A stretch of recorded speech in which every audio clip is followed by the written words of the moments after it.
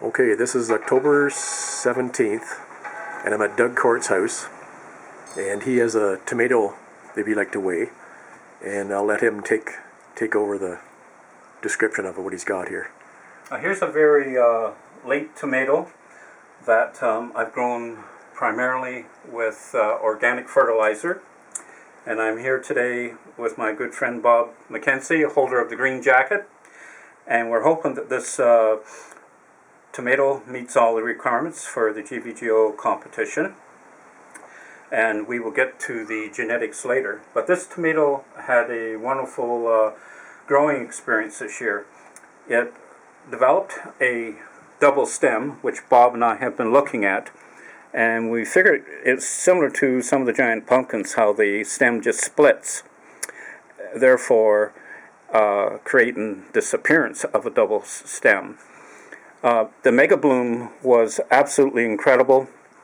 The Mega Bloom was perhaps a double loony size, and it hung on, and every time I went by I just tapped it a bit, hoping that it would be fertilized, because I lost several Mega Blooms this year. And if you look at the giant tomato, you can see it's sort of similar to a horseshoe shape, like a collar. And if I could gently pull it apart, you can see at the bottom where it does not join, which certainly alarmed me.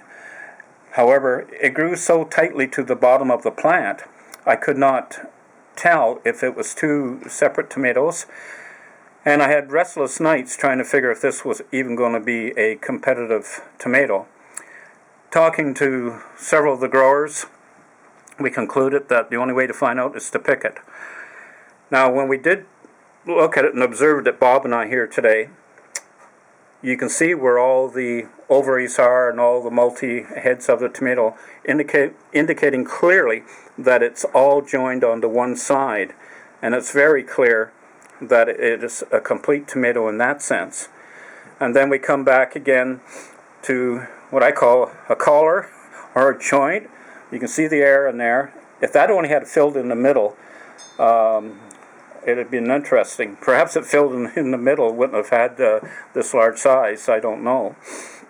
But everything else is connected. These are all connected together. There's no signs of any kind of. There's no signs whatsoever at all, of we'll spin it around. We'll take a good look at that. Yeah, and you can see here all the joints are solid.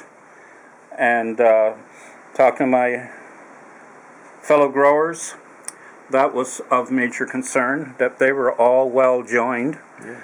And at one point, I called Bob. Bob's always there to give me some help and assistance.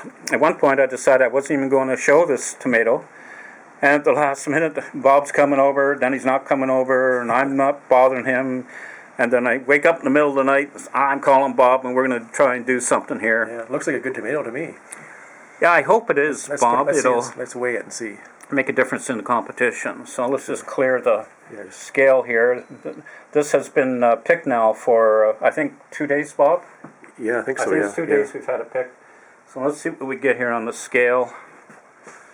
I think the other day I got 6.80. What are we at today, Bob? 6 pounds, 7.7 ounces. So it's lost a little bit there to what it was the other day.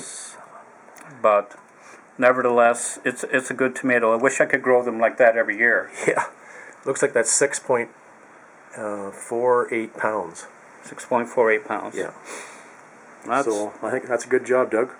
Well, thanks, Bob. And we'll get the genetics after, and I know I've got them written down because I grew 20 plants this year and perhaps tackled a bit too much.